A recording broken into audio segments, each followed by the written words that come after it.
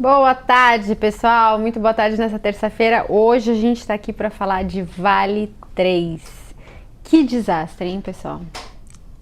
Um enorme desastre, né? Enorme desastre. Com vítimas fatais, né? O que é pior ainda. Ou muitas vítimas fatais. E não o primeiro também, né? Então, é um negócio muito triste. É difícil a gente falar disso, falar sobre... É difícil falar sobre a ação num momento como esse, né? com zero de emoção, né?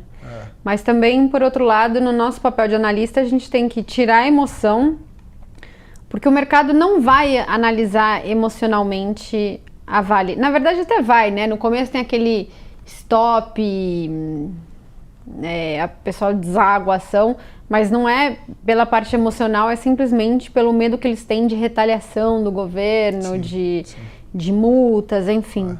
Mas...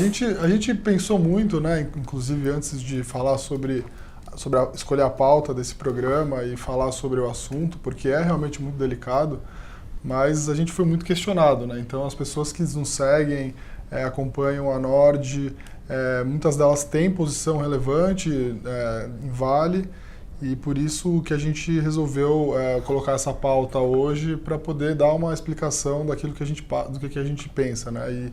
E aí o Bruce vai falar um pouco mais o que ele acha. Vou tentar contribuir da maneira também que eu acho que dá para contribuir. Mas e aí, Bruce, o que você acha? Assim, qual foi o impacto até agora e o que você acha que pode acontecer daqui para frente?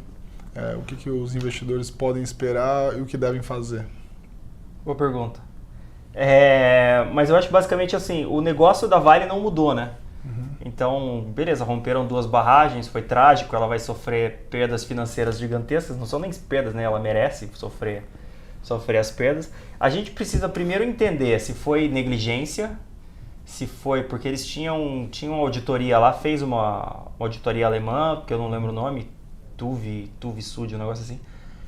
Fez uma auditoria outro dia na barragem. Uma semana antes e constatou que a barragem era segura. Mesmo assim, a barragem rompeu.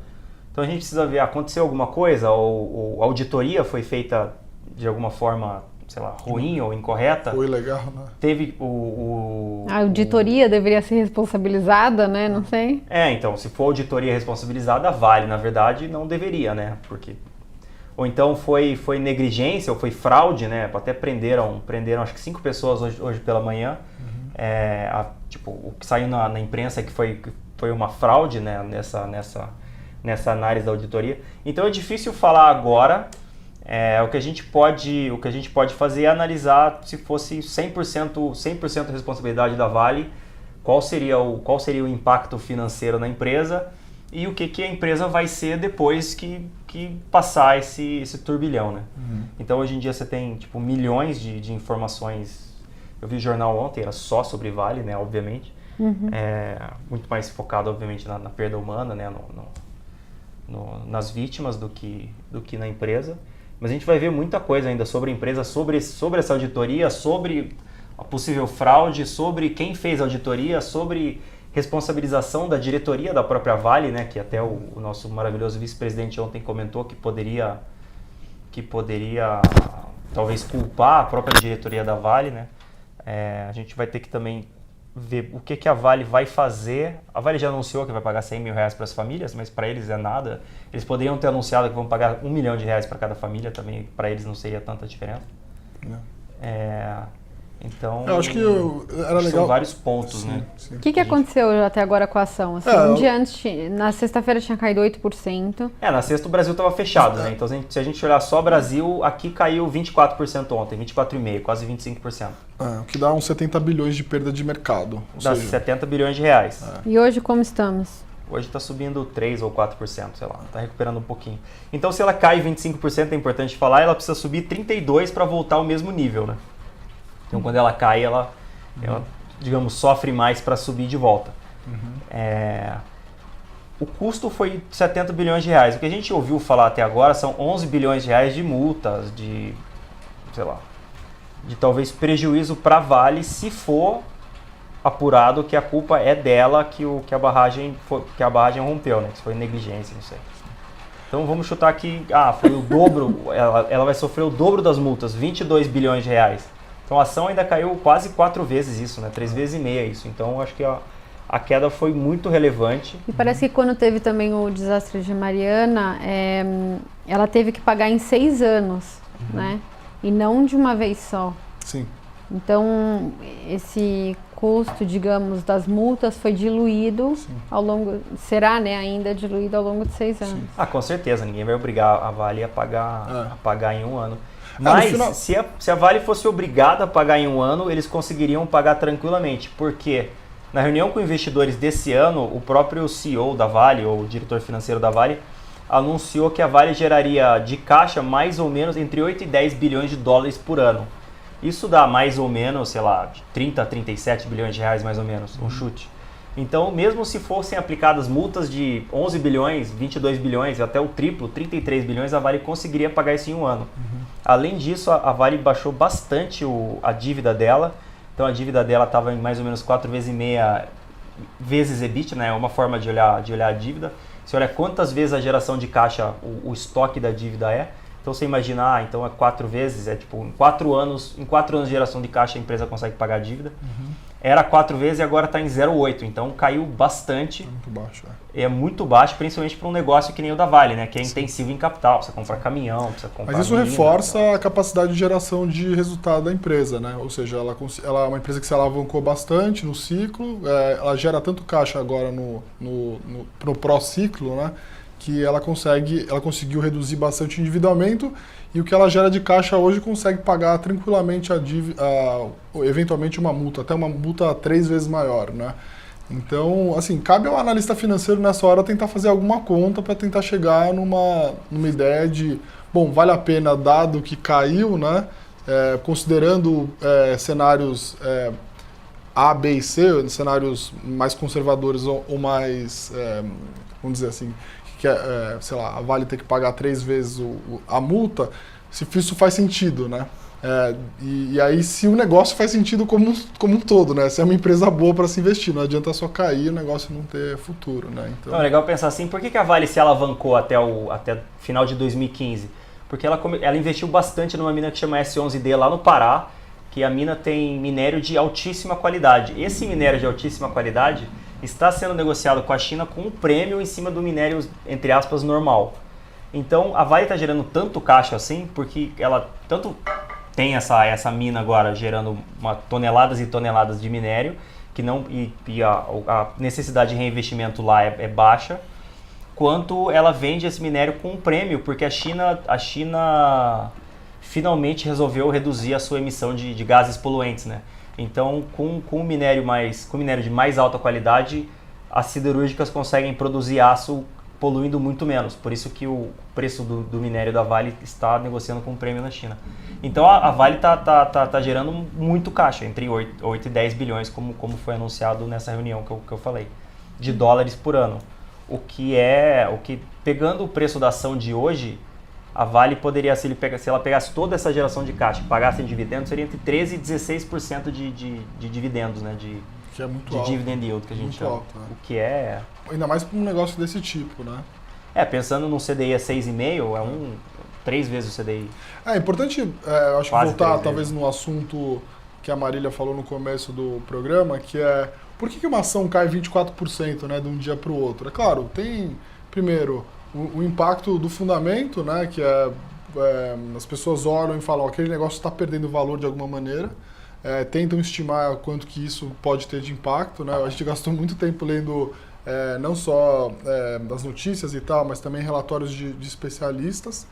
E existe uma questão muito importante aí que é técnica, porque os investidores, né, no mundo inteiro, eles têm mais ou menos posição e eles podem eventualmente ser obrigados a zerar, né? Independente se ele acha que aquilo vai ter um impacto negativo ou não, né? Um exemplo disso são fundos que têm limite de risco, então se aquele ativo bate, né, bate no stop loss. Bate no stop loss, ele é obrigado a zerar. Você tem as corretoras, num dia desse, ficam uma loucura, porque as corretoras alavancam os clientes e os clientes às vezes põem R$1 e conseguem comprar 4 ou 5 de uma ação, e quando isso acontece ele pode perder todo o dinheiro dele, então são obrigados a zerar também. E aí você tem componentes, às vezes também relacionados a Vale vai, sei lá, sair do índice de sustentabilidade e tal, e isso pode gerar algum tipo de ruído também, né? Então, e tem fundos que nem podem comprar ações de empresas que não são, entre aspas, sustentáveis, né? Então, assim, tem um componente muito importante aí que é técnico, e isso faz com que uma ação caia 24%, né? Foi a maior queda, foi a maior perda de valor de uma empresa num dia só na história da Bolsa, né? No Brasil? Então... Eu tinha visto que foi o pior dia de Vale da história. Mas, faz todo sentido. Então, eu olhei o último desastre, a ação caiu muito menos. Ela foi caindo durante o tempo, assim. Mas agora, como o pessoal já sabia o que tinha acontecido em Mariana, já colocou no preço e um pouco a mais ainda, né? É que também o stop loss não faz nenhum sentido, né? Só porque a outra pessoa vendeu... mas é limite de risco, né? Começam a ser obrigados a vender. Sim, e aí vira uma bola de neve. Efeito bola de neve. Mas esse componente técnico vai acontecer ainda nos próximos dias, né? Que é assim, você tem um volume gigantesco. Lembrando também que você tem robôs que ficam operando isso. Então imagina para um robô tentar interpretar um movimento que está lá no rabo da cauda, né? Uma coisa que não acontece nunca. Assim. Se você pegar, talvez, os últimos 10 anos de Vale, quantas vezes a Vale caiu mais de 20%? Talvez uma ou duas no máximo, né? Então, assim, imagina para o robô que é quantitativo, que tenta interpretar movimentos, acontece uma coisa dessa, né? Então, assim, o mercado ainda vai continuar operando tecnicamente por algum tempo, vão sair várias notícias ainda, mas de verdade, assim, o que a gente pôde avaliar olhando os números, e aí acho que essa conta é mais do Bruce aí, é de que, assim, hoje faria sentido sim investir em Vale, considerando, claro, a perda de valor que ela teve e o possível impacto que ela tem, né? Inclusive, eu vi várias entrevistas de alguns gestores. O que acontece, né? A Vale ela tem uma participação no Ibovespa de aproximadamente 9%. O que aconteceu no ano passado e estava acontecendo esse ano, né? Geralmente os gestores de ações eles estão underweight nessas empresas, ou seja, eles têm menos participação do que os 9% da bolsa. Então muita gente ficou para trás, porque né, as exportadoras de commodity e tal andaram muito. Então, mesmo os fundos que tinham muito, tinham pouco, tinham, sei lá, 11% e tal, 11%, 12%, então não foram tão impactados, né? Especulou-se muito ontem o que ia acontecer com os fundos que tinham posições grandes em Vale. Não aconteceu nada de super grave, né, no final das contas. Então, a discussão é que o smart money, né, esses caras que entendem bastante sobre os negócios, né, são gestores que fazem isso todo dia, olham para a bolsa todo dia, eles estão realmente também olhando isso como oportunidade. Todas as conversas que eu vi, eu falei também com alguns gestores, eles estão interpretando isso como um bom momento de entrada, justamente porque ficaram para trás, não compraram quando deveriam, né? E agora com uma queda dessa você pode realmente alocar numa participação numa empresa boa, barata, como o Bruce falou, e voltar, né, para não correr o risco de perder o Ibovespa num ano de ciclo, num momento que pode ter um ciclo muito favorável para a Bolsa como um todo.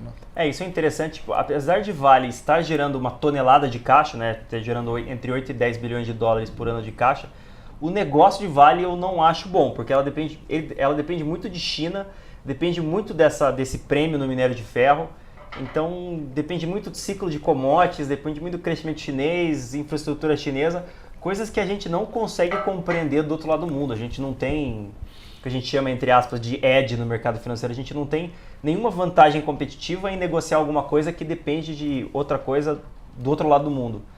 Então, por isso que não recomendamos Vale no meu relatório Investidor de Valor. Apesar de eu achar que sim, vale a pena comprar. É que acho que tem uma diferença de estratégia aí que acho que ficou muito grande. Passei ontem à noite em claro pensando nisso.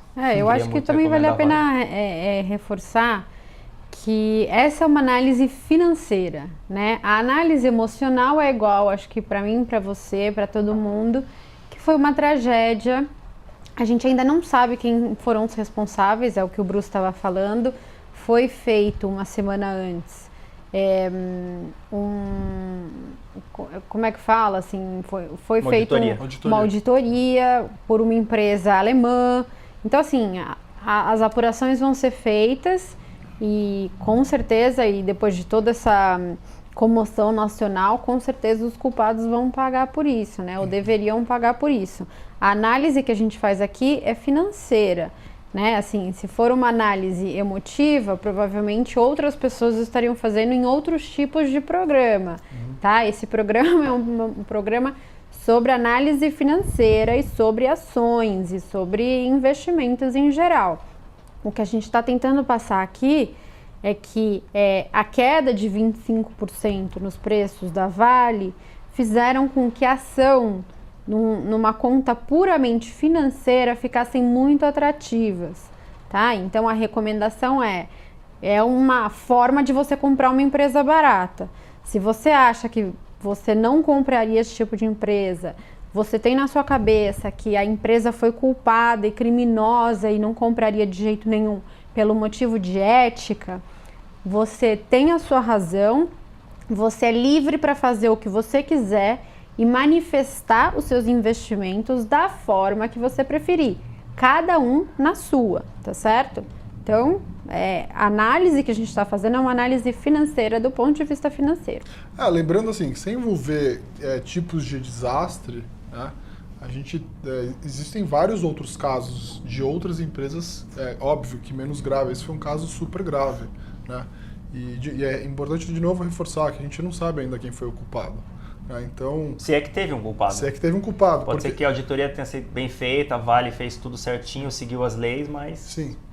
Eu, inclusive, li um texto de um especialista, que eu não consigo apurar se é um especialista mesmo ou não, mas assim, uma pessoa que entende, do setor e tal, falando de que o Brasil, nesse sentido, é muito pouco evoluído. Ou seja, o Brasil é pouco técnico para saber e medir propriamente os riscos de uma barragem, né? Então, assim, agora sim as coisas ainda estão muito vivas, as pessoas estão muito emotivas e tudo mais, e eu entendo bastante isso, mas assim, já aconteceram outros casos desse na Bolsa, envolvendo outros tipos de empresa. Na Petrobras já aconteceram milhares de explosões em fábricas que mataram pessoas, né? Eu lembro até numa vez um container de uma empresa listada em Bolsa, um galpão também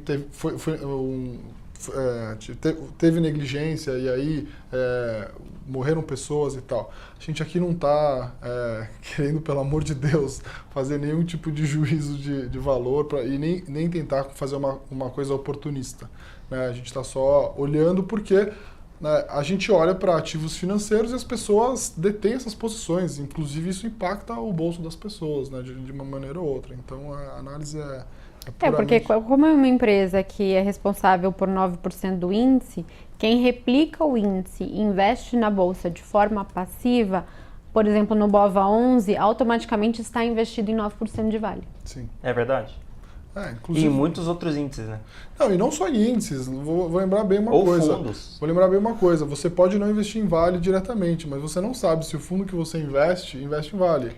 Por exemplo, a gente recebeu esse WhatsApp, não sei exatamente de onde veio, eu posso estar passando fake news, mas os fundos que detinham um percentual alto da Vale, então tem aqui Mauá Capital Ações, 14,7% de Vale, aí tem um Sharp Ibovespa, Azequest, Bahia, Alaska Black, Sul América, Murano, Bahia de novo, Brasil Plural, isso, Pacífico, né? SPX, Apex. Mas isso aí são fundos de ações, né? Mas esses são os que tinham mais de 9% de Vale. Sim, são assim, os que estavam overweight. Não só isso, os fundos que tinham na sua carteira, né, você considera uma carteira 100%. Esses fundos tinham maior participação dentro da carteira. Isso não considera, por exemplo, o tamanho do fundo. Pode ter um fundo de 100 milhões com 14 milhões e pode ter um fundo que tenha menos, sei lá, 1 bilhão e tinha 90 milhões da ação. Então pode ser diferente uma coisa da outra.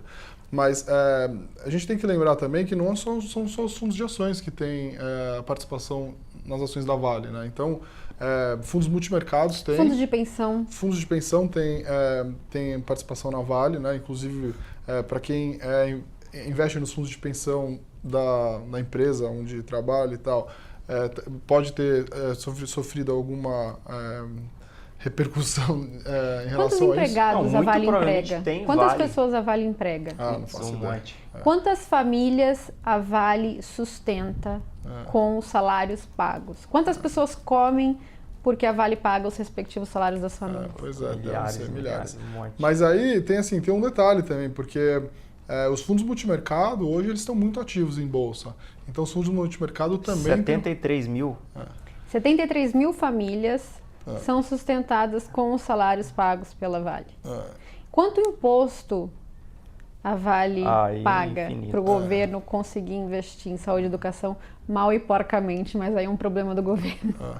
Mas assim, indiretamente, muita gente está exposto à Vale, direto ou indiretamente, seja comprando ações, seja comprando fundos de ações, comprando fundo multimercado e também comprando fundo de renda fixa. Porque em fundo de renda fixa você pode ter lá debêntures de Vale, você pode ter crédito, enfim. Aliás, as debêntures de infraestrutura da Vale, que são isentas de imposto, são também uma das debêntures mais encontradas aí. Na carteira das pessoas físicas, principalmente por elas serem isentas de imposto de renda. Não, e todo mundo que tem fundo de pensão, normalmente o fundo de pensão segue Ibovespa, Ibovespa tem 9% de Vale, o cara tem Vale. De uma forma ou de outra. Agora, quem tem, por exemplo, a debênture da Vale, Bruce, você acha que pelo impacto financeiro das multas, enfim, é para se preocupar? Eu acho que não, porque o endividamento da empresa é muito baixo, né? 0,8 vezes EBITDA para uma empresa desse nível é muito baixo.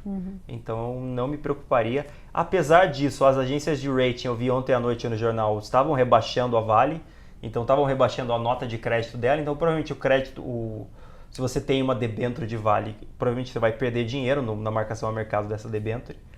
Mas eu não me preocuparia com calote, não, com default. Acho que a saúde financeira muda muito pouco. E a Vale é muito importante para o Brasil, para quebrar a empresa, sabe? Então... existe uma agenda muito grande do governo, e isso é ótimo, né? De responsabilizar as pessoas, seja qual é a empresa, né? Seja qual for a empresa. Então, assim, a Vale é uma empresa super relevante aqui no Brasil. Não dá para medir o quanto... qual o impacto social que ela acaba gerando, né? Então, assim, a gente espera que esse governo, assim, como brasileiro, a gente espera que o governo consiga tomar medidas para melhorar o ambiente econômico, melhorar esse ambiente de fiscalização, agências, né? Diminuir a burocracia. O Bolsonaro fala muito de coibir a indústria da multa, né? Multas ambientais e tudo mais. Tem muita gente que não gosta desse papo e tal, mas a gente sabe que, é claro que a gente precisa respeitar o ambiente, mas a gente sabe que isso acaba derivando para outros lados, né? Então as agências acabam virando cabide de emprego, de partidos e tal. Então assim, a gente espera sim que esse governo consiga endereçar essas coisas e assim, que tomem as medidas necessárias para que os impactos sociais, ambientais e das pessoas, né, sejam, enfim, de alguma maneira recompensados. E o Brasil tem 24 mil barragens. Eu li um dado... 24.700 são líquidas, eu acho que chama. Que é essa aqui, de lama, né? Então tem muitas que são sólidas, eu não sei qual a diferença também, tecnicamente, assim. Mas são 24 mil, tipo, infinito o número de barragens. Mas há 10 anos, então, é muito grande, e até 10 anos atrás, eu vi uma notícia hoje, eles não tinham as informações de todas, ou seja, eles não sabiam, assim, quantas tinham, quantas eram de um tipo, quantas estavam em situação grave ou não grave, então assim... E hoje tem 40 e poucas que estão em situação irregular, tem risco de romper. Então, tipo, eu não sei se essas 40 e poucos estão próximas de áreas populadas, né? Que, tipo, possa ter algum risco à vida se alguma delas romper. Mas hoje a gente tem 40 e poucos. Nenhuma delas é da Vale, segundo eu li em algum lugar. Mas isso é interessante, né? A quantidade de barragens e a quantidade de barragens que estão em situação irregular hoje é gigantesca. É assustador, né? A gente tem alguma perguntinha aí? Tem muitos comentários e acho que a principal pergunta era sobre a parte das debêntures também. O que eu acho legal... a Isa está perguntando se a Vale se recupera ainda esse ano. Acho que sim, né? Possível saber. É muito... Assim, o news flow, né? O fluxo de notícias, então... Quanto mais notícias negativas saírem no jornal, mais ação vai cair. Quanto menos notícias saírem no jornal, menos ação vai cair. Ela já caiu o suficiente para o que saiu até agora, então ainda tem digamos, uma margem de segurança grande pelo impacto, né? De notícias negativas, pelo que a empresa já caiu. Por isso que a gente está recomendando compra, a gente acha que seria legal comprar agora. Mas, claro que a Vale pode ser responsabilizada, o CEO da Vale, o presidente da Vale pode ser responsabilizado na física com a tragédia, né? Então o cara pode ir para cadeia, se for negligência, se for provada a negligência dele, né? Então tem muita coisa que pode acontecer ainda. A probabilidade é que não seja, né? Já que a Vale teve auditoria, então, digamos, tiveram alguns cheques e algumas checagens aí no meio do caminho que podem, digamos, provar que a Vale tentou fazer o máximo possível para seguir a lei, para estar em conformidade com o que precisava ser feito. Mas é impossível saber. Eu acho que nesse gancho dos fundos, né, e dos fundos que tinham Vale e tal, muita gente também quer saber, então como é que eu faço para escolher bem os fundos que eu vou investir? Sim, eu acho que eu tenho duas coisas que me preocupam muito na hora de investir num fundo, né? Primeiro, na verdade três, vou falar. Então, assim, a primeira questão que me preocupa bastante é a concentração, né? A gente vê muita gente falando, olha, eu entendo muito dessa empresa e eu estou muito confortável com o case, eu sou especialista, eu tenho um time maravilhoso, então, assim, a minha posição dentro do fundo é de 20% dessa empresa. Eu acho que, dada a quantidade de oportunidades que você tem na bolsa, essa é uma alocação muito grande. Então, assim, quando eu vou investir num fundo, eu me preocupo em saber se esse fundo é um fundo que tem, por exemplo, algum tipo de métrica máxima de alocação num papel só, num setor só. Então, assim, concentração é uma coisa que me preocupa. Alavancagem é outra coisa que me preocupa, né? Então, assim, existem alguns fundos de ações que não permitem alavancagem, não permitem day trade, então, assim, isso está explícito no regulamento dele. Então, eu investindo nesse fundo, eu tenho certeza de que esse fundo não vai ter uma perda maior do que o patrimônio dele. Só para dar um exemplo, né? Então, se você imagina que você tenha um fundo que tem 100%, se você alavanca uma parte, ou seja, você pega dinheiro emprestado e alavanca ele até 150%, se a posição inteira cai, sei lá, 20%, esse fundo vai cair 40%. Né? Então, desculpa, se cai 20%, está alavancado, ele vai cair em 30%. Então, assim, isso, de alguma maneira, se a bolsa cai 50%, esse fundo quase perde o dinheiro inteiro. Então, isso já aconteceu várias vezes com alguns fundos que são alavancados em ações. Né? A terceira questão é capacity. Mas caiu mais que o patrimônio? Ficou devendo dinheiro? GWI foi assim, porque tinha uma posição muito grande. Não é normal, né? Não é normal, assim. Mas existe, e isso vai acontecer cada vez mais, porque com a redução dos prêmios, principalmente em renda fixa, as pessoas vão ter que ter uma posição maior em bolsa, em renda fixa mais alavancada e tudo mais, mas isso talvez seja uma outra questão. E a terceira coisa é o capacity, né? Então, se o fundo fica muito grande e ele tem uma posição muito grande numa empresa que tem um capital pequeno, né, e acontece alguma coisa isso numa empresa, para ele poder sair ou se movimentar, isso pode impactar muito o patrimônio. Então são todas essas coisas que a gente analisa na hora de investir num fundo e a gente vai ter até uma live amanhã, né, no nosso canal, que é nordresearch.com.br/Infomoney. Acho que vai ser no nosso canal do YouTube, não Sim, vai? mas dá para você se cadastrar lá. Se cadastrando lá, você consegue receber o aviso depois da live, que vai ser no nosso próprio canal do YouTube depois. E aí a gente pode falar mais sobre isso. A live é um programa ao vivo, tá? Só para... Esse linguajar de rede social. Vou fazer uma live. Mas é muito legal, porque quem quiser entender quais as informações mais importantes que você tem que ver no seu gestor antes de investir no fundo, né? Se você não gosta de investir você mesmo, você se sente inseguro e você delega isso para alguém, tem certas coisas que você tem que analisar nesse time de gestores para garantir que você está investindo em um bom fundo. Não adianta você sair da poupança e ir para um fundo péssimo, né? Sim. Então você tem que seguir aí certos passos ou ficar atento em certas variáveis para escolher um bom fundo para você poder realmente ficar tranquilo na hora de investir. E o Breia vai falar sobre isso, exatamente isso, como, assim, as pegadinhas principais. A gente até tava falando, né, ontem lá na mesa.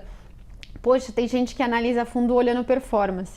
Aí você pega um fundo de bolsa e olha a performance dele desde que ele abriu, só que ele abriu em 2017 e ele investe em bolsa e desde então a bolsa só subiu, então o fundo só subiu. Sim. Quer dizer, por isso que a análise tem que ser um pouco mais complicada do que isso, né? Assim, e quando a bolsa caiu, como é que esse fundo performou? Ah, então quando a bolsa cai ele perde menos e quando a bolsa sobe ele ganha mais? Isso sim é um bom fundo. Sim.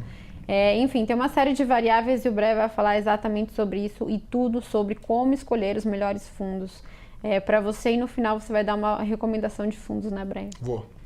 Muito bom. Tio Breia vai ensinar a gente como selecionar fundo. Um negócio legal também é quando você conversa com o gestor, ele fala, não, porque eu tenho uma análise de risco e eu tenho aqui 45 pessoas fazendo risco para mim, não sei o que lá. Mas quando você vai ver efetivamente o que acontece, o risco, o cara faz o que quer, né? Então é interessante você sempre rebater o que o cara fala normalmente com o que acontece em momentos tipo ontem, assim, momentos de crise ou momentos de euforia, para ver se o cara segue as regras que ele mesmo se impõe. Quando eu falo cara, eu quero dizer o gestor. Então é isso aí, pessoal. Muito obrigada pela participação de todos vocês, muito obrigada pelas perguntas e acompanhem a gente amanhã na nossa live no www.nordresearch.com.br/Infomoney ou diretamente no nosso canal do YouTube. Obrigada.